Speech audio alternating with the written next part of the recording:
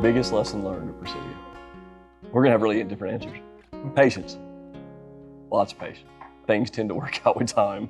Things take longer than you think. We wanted everything to happen at warp speed, and it sure didn't. But it all worked out extremely well. So, yeah, which I don't know that either one of us have a lot of patience. I think we've matured a little bit. I think we have a little more patience than we did 5 years ago. Probably have a lot more patience, yeah. We also have some assets in a company now, so that helps with patience. Yeah. You know, for me, I think I learned about how powerful an organization you can create if you give people the freedom to go and solve problems and work in a way where, you know, they really feel like they're working towards a mission and where they have an outcome that they're trying to achieve, and you really just let them go and do it. And if you hire the right kind of people who are able to go and do that, you can create even better outcomes than I think you even imagine. And whether that's here in Fort Worth or in the field, I think it's pretty true in both spots. I'm most proud of the culture. The way that we've gone about doing this has been more important than even what we've gone to go and do, which was really pretty simple. I mean, the idea of going and buying and optimizing oil and gas wells, we're not the first company who's gone and done it, but I do think that we have become the best company at doing it, and I think that's because of the culture that we have. I think that everybody is really excited about that mission, and it's evolved as well. So it hasn't been just a static mission for 5 years. We've added to it, we've subtracted from it, and you know, when I look back at you know, where we were 5 years ago and then where we are today, I get really excited about how much the culture's evolved, and also about how much people have really taken their own initiative to perpetuate the culture. I mean, whereas Chris and I used to really have to be the leaders day in and day out, now people throughout the organization are leaders and who are taking steps and proposing to do things and initiatives that are very consistent with the culture that he and I set out to create 5 years ago, and now it really just perpetuates on its own. You know, that kind of blows me away sometimes. We set out with an idea of what we wanted to do, and I think the word evolution is really important, because we had an idea of what this could be, how we wanted to create a company that was different, but it was built on a different culture and a different way to empower people than we've seen in the industry, or definitely the way I've seen in the industry over the last 30 years. There was an idea, and then there was, okay, we have to go implement that idea. And that's where I think people understood it, people liked it, right? The idea of empowering, you know, our field guys to just run their business, do their things. And I think we had lost a lot of that over the last 20 or 30 years in the business of, once we got into this drilling manufacturing mode, that's what the industry became, and it needed to, it had to.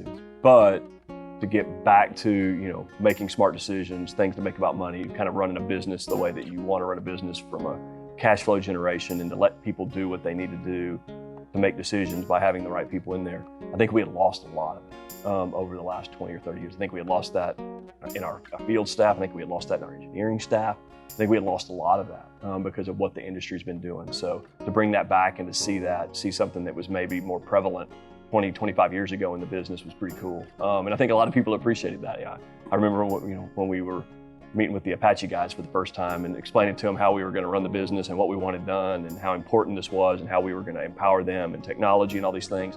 They're like, you know, this is what we did with Apache 20 years ago. This is what Apache was about before they got larger and, you know, had to do the things they had to do to grow. So I think it was cool. It was cool to see that. And so yeah, culture is most definitely the most important thing, for sure.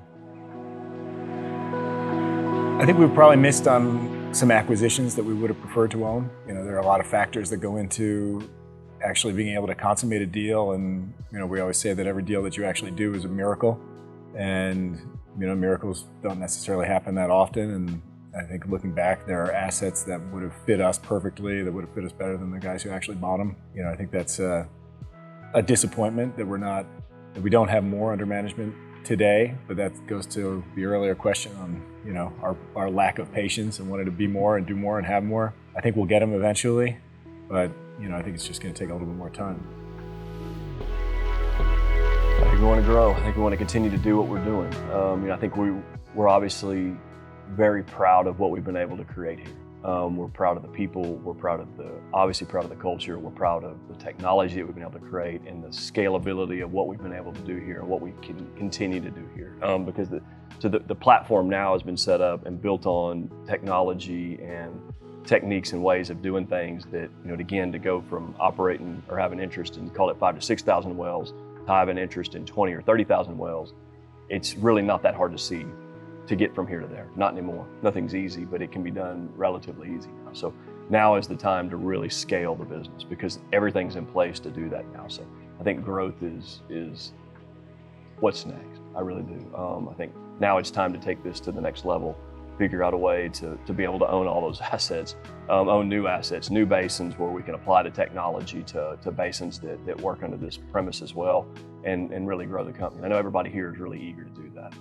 Yeah, we're beyond the exponential growth that we had in the early days, and we're now into a much more mature growth phase. And I think it's helpful that we've continued to grow over the last year or two, but without doing a major acquisition, because it's given us the opportunity to perfect a lot of systems, and the teams have really been working on driving data management and other ways that we've been able to continue to push data as far down into the organization as possible.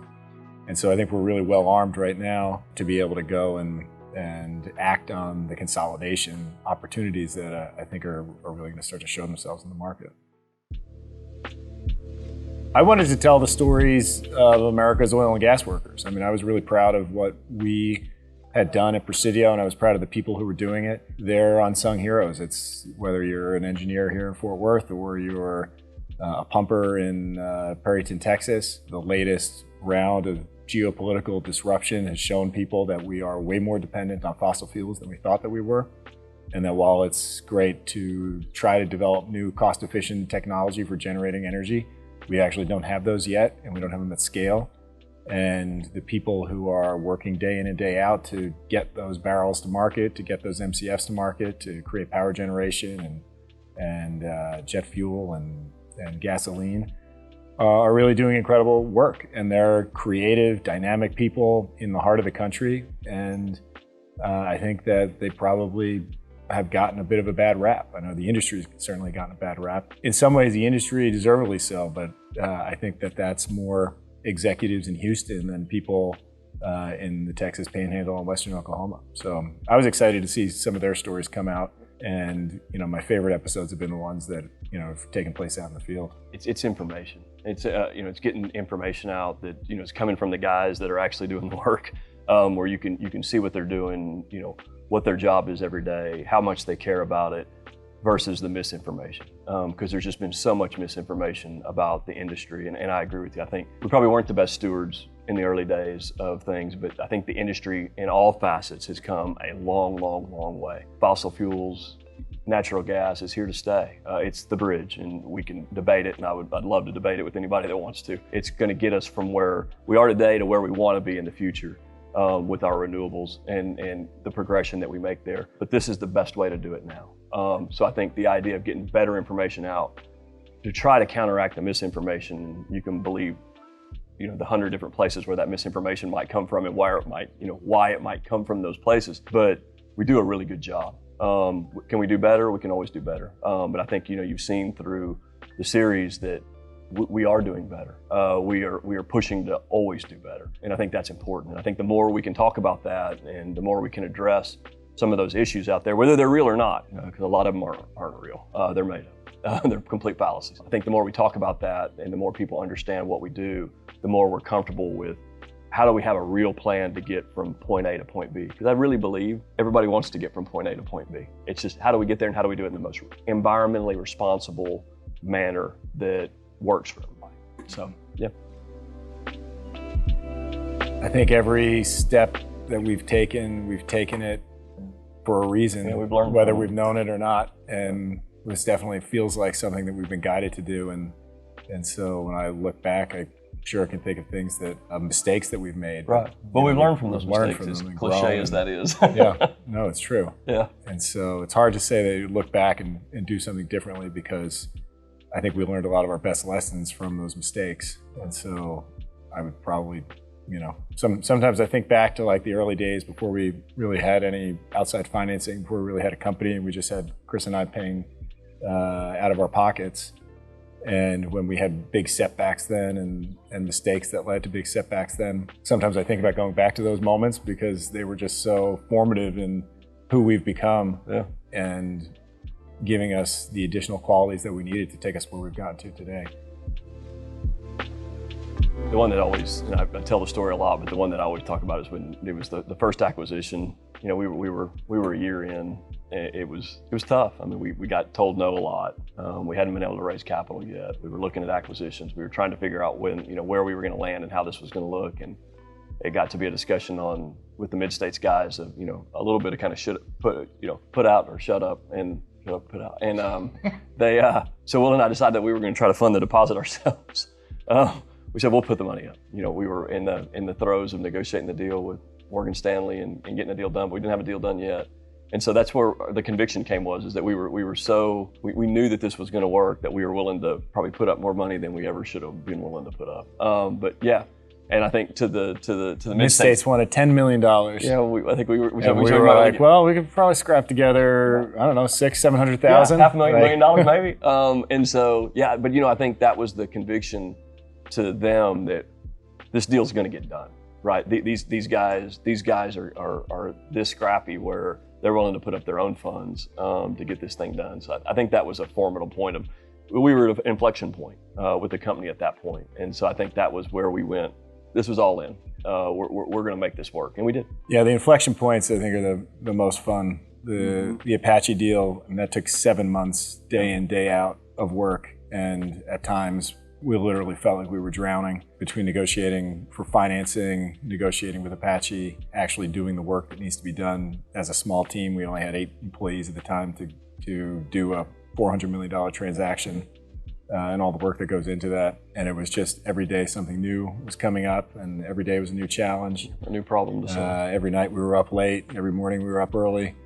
But we knew that was the deal that was going to 10x us, that was going to take us from kind of a small, $50 million business that was performing to a $500 million company that would be on its way to $1 billion company. We had to do it. Kind of randomly, during that period, I was watching this documentary on Netflix one night with my wife, and it was about this guy who had been a deep sea submersion diver. And he's one of these guys who goes and lives underwater for like a month at a time in this diving bell down at the bottom of the sea. And he was actually working on a Christmas tree wellhead at the bottom of the North Sea. And the guy got pulled off because the ship lost its GPS positioning. And so his whole umbilical cord that had all of his life support and everything got ripped out of him. And he was lying on the bottom for like 20 minutes. And he went into this, this like stasis where he eventually, one of the other divers convinced the ship to let him go down and try to get him. They pulled this guy off the ocean floor, and after 20 minutes, they got him into the diving bell and they resuscitated him for like a minute, and then he woke up and he was alive. And like thinking, it was like resonating with me, but I wasn't sure why. My wife was like, "It's you guys. Like you guys are we were dead and know our the diver. You're like in the middle of this Apache thing. It's unclear if it's going to get done. It has to get done for your business to look the way that you want it to be. You're just down there drowning." And it must feel like it's going on forever. And this guy was freezing and no air and all this. But he came right back. And that was us. So, I look back at times like that and think about how much we learned and how formative it was. And I think it was pretty cool. I think we'll continue with our culture. We'll continue trying to be the lowest cost operator in the country. We do have a mission statement, which is be the lowest cost operator to provide the best returns on capital employed consistently across a long period of time. We've always liked the idea of being the Berkshire Hathaway of oil and gas, where we put assets onto our asset management platform and generate consistent long-term compounded growth and returns from those assets. And continue to kind of bring people into the fold as we grow the company who become new ambassadors of the culture. Yeah, I think it's more of the same. I think in the beginning, everything was so small. The culture was so important and getting the people right. And not to say that we've gotten everybody right. We haven't. I know, we've had some people that have come and moved on, and we've had some people that have come and we've had to move on from them. Now we've developed a team, and we've been together for such a long time now, as far as understanding the culture, that it's really their responsibility to go find the next set of employees and that kind of stuff as we grow. So I think it's more of the same as it comes to that. I think, one of the interesting things, you talk about things that we've learned, we've got a base business model that's been very successful. I think we're very good at executing that. And then all of a sudden we've gone through this super cycle of commodity prices. What happens when prices are horribly low or negative? and what happens when they're at all times, maybe historically highs, and what happens to the business? What does the business model do? Does the business model look the same? Does it change? And it does both. It stays the same in the fact that the base business, but all of a sudden other things pop out. So we've learned, again, it goes back to learning. How do we apply that going forward in different ways to create value?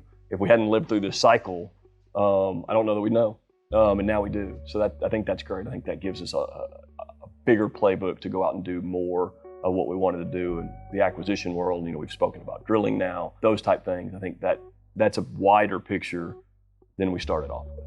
The picture's bigger, which is great. Mm-hmm. I think it's great that, listen, I think the interesting thing about electric vehicles is that we need a lot more of them. And I think the misnomer about electric vehicles is that they don't require power, they don't require energy, right? And that's wrong, that's a fallacy. They require electricity to charge them. The majority of electricity in the United States is generated by natural gas and burning natural gas. Much cleaner than its predecessors in coal and those type things, but it's still a fossil fuel, and that energy has to be generated somewhere. So I think it's great that we can remove a bunch of little bitty combustible engines that generate carbon, which are bad. That's a very positive goal. The idea that that's a clean energy is just wrong. It's not right. The power has to be generated somewhere. So I think it's a great thing for them to try to do. It's a very noble way of reducing carbon, but don't think that it eliminates hydrocarbons. It just doesn't, right? That's where we get into these traps of this is going to eliminate that. It doesn't. We need to be honest about that. Politics aside, there's a way to get to the plan that we want in a good way, a responsible way, but it's not we turn the light switch off on fossil fuels and the light switch on whether it's electric vehicles or renewables. That's just not the way it's going to work. Will this affect Presidio? I wouldn't think so. Power generation, we're primarily a natural gas company, but power generation and where our molecules flow can kind of go anywhere, whether that's to a power generation plant, whether it's to the Houston Ship Channel for industrial purposes, or whether it loads onto a cargo ship in LNG and goes across the ocean to Europe or things like that. I don't think there's going to be a high demand for hydrocarbons for a long time as we figure out kind of the next. I know it's not 5 years, it's probably not 10 or 15, it's probably more like 20 to 40 before we get to a place where we're significantly different than where we're at. So no, I don't think it necessarily changes much. I don't. Yeah, my hope with these kinds of initiatives, and I'm for progress, and electrifying vehicles seems like progress. Mm-hmm. I always kind of joke that my hope is that in 20 years I'm flying in a electric car from my house to work. I think that would be pretty cool, and that's the kind of the cool future that we would like to live in. My hope is that we don't create energy poverty for people, where we effectively reduce the amount of available new supplies of hydrocarbons while we still are relying on them for the transition.